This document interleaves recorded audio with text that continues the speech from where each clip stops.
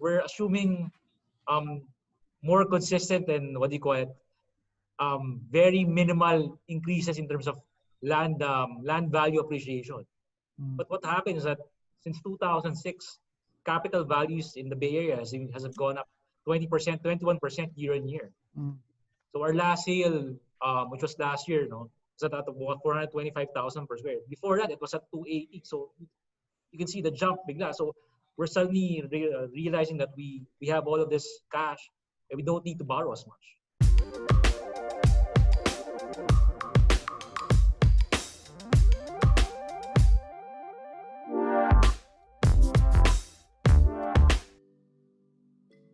For us so far, we have not had any major exits.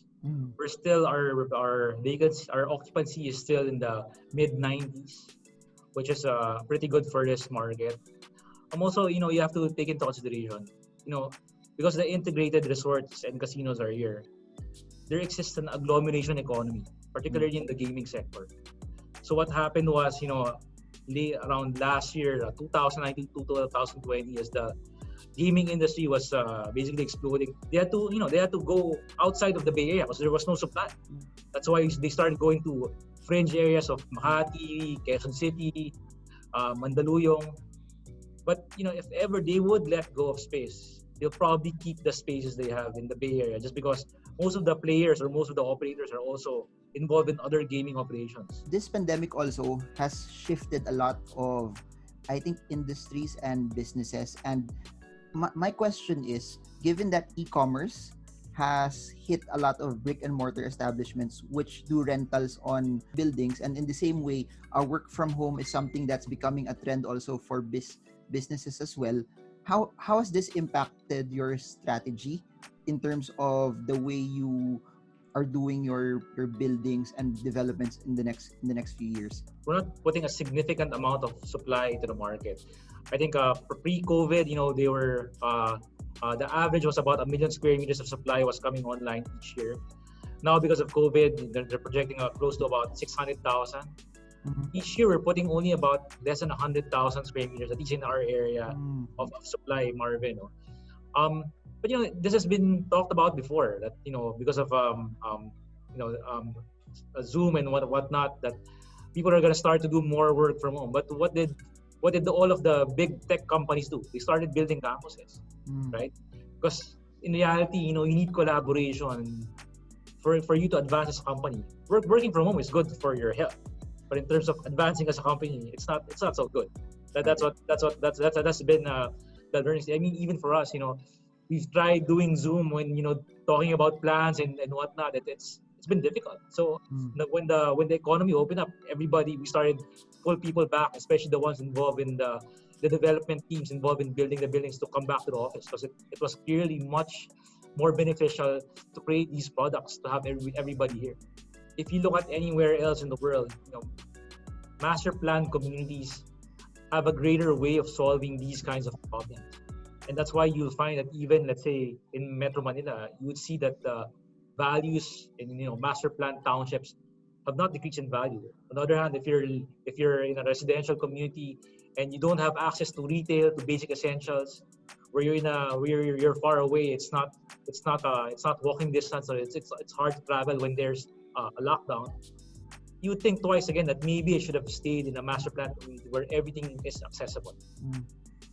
And I think that's something that is not really stressed too much. Master plan communities give quality of life, which allows people to also, it frees up their time instead of being stuck traveling from one place to another. If everything is there, it allows people to become more efficient also, and it allows them also to enjoy life altogether. Ayala produced a REIT a couple of months ago. Then Double Dragon is listing it also in the next few weeks.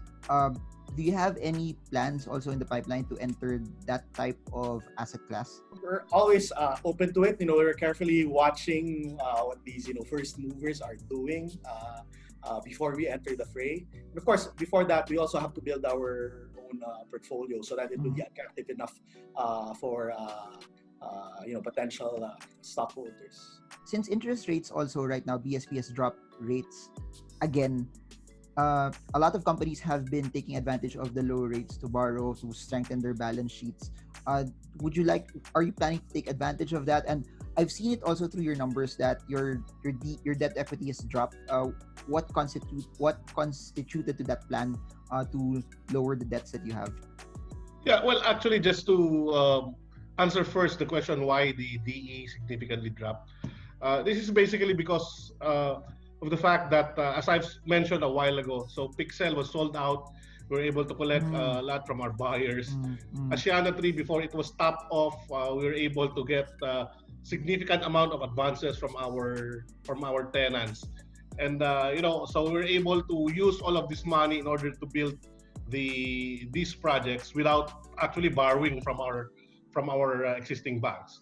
Now, right now, in fact, we just took advantage of the very low interest rate. Just this quarter, we borrowed about 1 billion.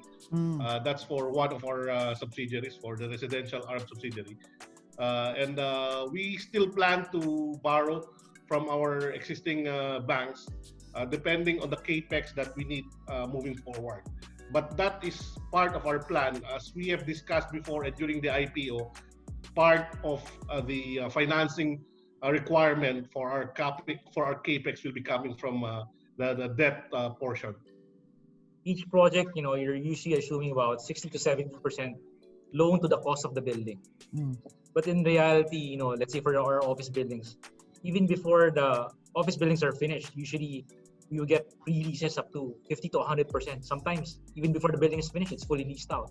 Wow. For the condos, we haven't even broken ground, or we haven't even gone to the ground floor for construction, but the project is sold out already. So the amortizations are already paying for the construction payments. We're assuming more consistent and very minimal increases in terms of land value appreciation. But what happens is that since 2006, capital values in the Bay Area has gone up 20%, 21% year on year. So our last sale, which was last year, is at 425,000 per square. Before that, it was at 280. So you can see the jump bigla. So we're suddenly realizing that we have all of this cash and we don't need to borrow as much. Your ROE has slightly dropped from 2017 to where it is now. I just want to get some insights on that as well, and what contributed to that drop on the figures. Well, the main reason behind that is basically because of the fact that in 2018, mid of 2018, we did our IPO. So the capital that we have received arising from the IPO is recorded as part of the equity already. The capital base increased significantly, and that's the reason why the ROE dropped from 2017 down to 2019 and 2020. Is there anything exciting also that people can look forward to after this pandemic is over? I've seen the master plan. The way you've done the city looks really, really interesting as well. Cities are basically about people. And like what I mentioned before, as much as we are obviously focused at the quantitative goals of the company in terms of our net profit growth and whatnot, we also have qualitative goals. And that is to create better urban spaces for Filipinos. We're not just building offices and condos. Everything from parks to sidewalks to open spaces to making sure that this is a holistic community. It's a next generation community that will basically be able to compete with other international development. And that's something that we will see within the next 2 to 3 years, especially as the bulk of our developments, which was funded by the IPO, will be disbursed towards these projects. I'd like to share this. When they toured us last year, they showed us how secure the place is, the cameras that you have around. I think that's part also of making an area very, very, I guess, livable for people, is that you can walk at any time you want to be, at any time in the night, and feel safe as well. So walkability is one of the major tenets of our urban master plan. Are you a walker ba, Marvin? Yeah, I love walking. Yeah. Me also, I love walking. So all of these elements that you see right now, that it's safe, that it's climate protected. That's why I don't know if they told you about our arcade system plan, so that you can walk, you can go from one end of the city without the other.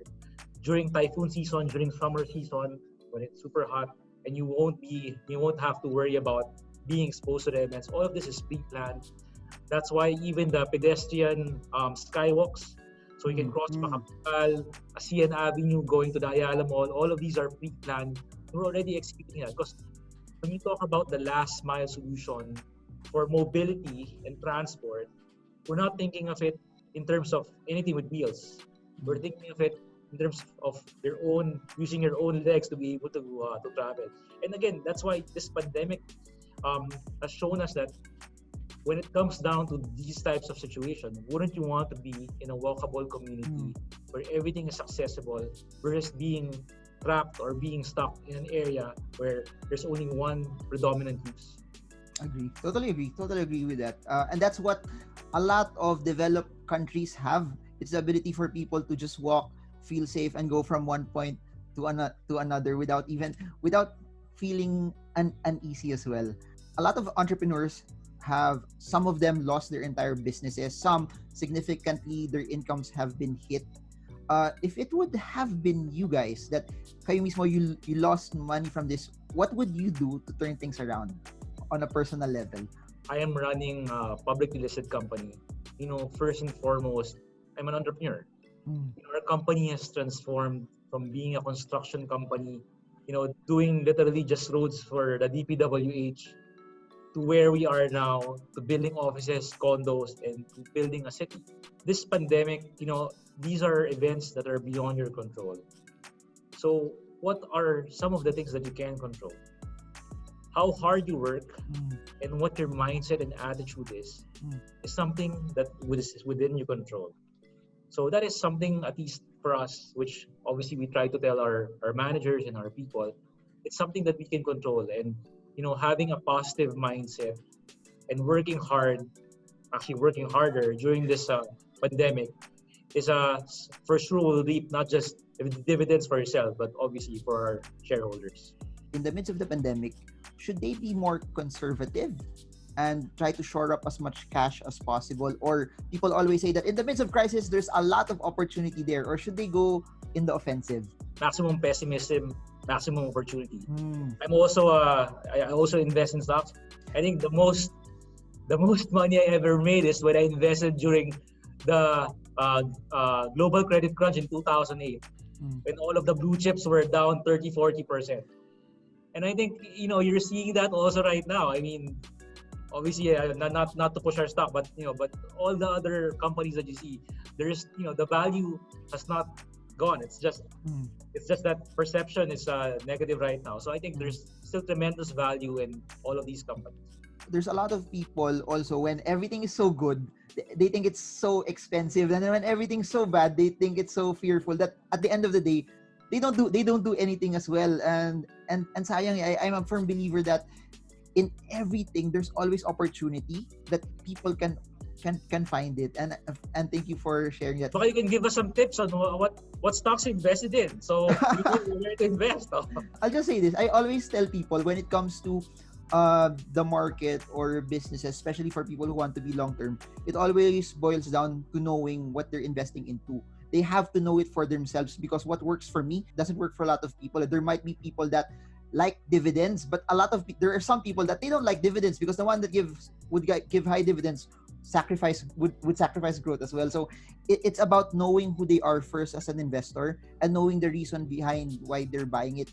The worst thing that they could ever do is to buy it just because of what other people will tell them, because in the market it's all about conviction.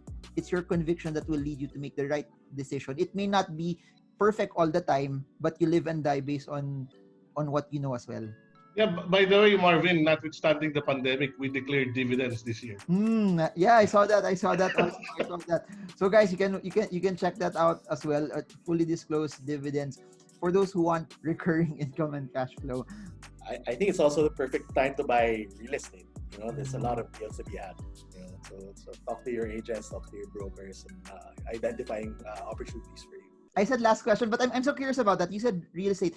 Of course, this is not a real estate interview, no. But for those who would like to find good deals, do you have any tips for them to know that okay na to, or at least how can they spot it like this?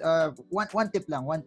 Well, I always look at the yield, no, the rental yield versus your initial capital outlay, right? So always naman parang tumataas naman yun especially now, right? You could identify good deals now. Pre-pandemic, let's say for residential condos, at least in the Bay Area, rental yields here, let's say 200,000 per square were about 9-10% thereabouts. Because a 35 square meter unit was leasing out for 35,000 pesos.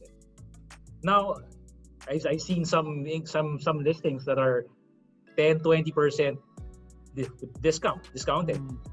So if they're still paying the same rent, syempre the yield would have gone up times 120% already. So that's already a good deal, at least in that case. So as Marvin said, if you're looking for high recurring income and a long-term growth plan, obviously it's DM Wenceslao is one of the companies out there.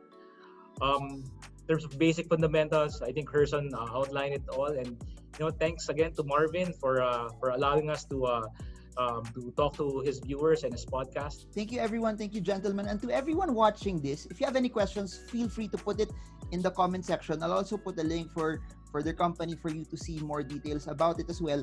But please, regardless of what we do here, guys, please do your due diligence. Please do your research. At the end of the day, it has to be you who has to make the decision on how you invest as well. And I hope that this shed light on how the company is, and you heard it also from their executives and their leaders, so that you make a holistic decision with your money, because at the end of the day, it's your money, it's your responsibility. So thank you so much, gentlemen, and to everyone, I hope this video helps you trade well, trade strong, trade smart. See you all again soon, guys, and God bless you all.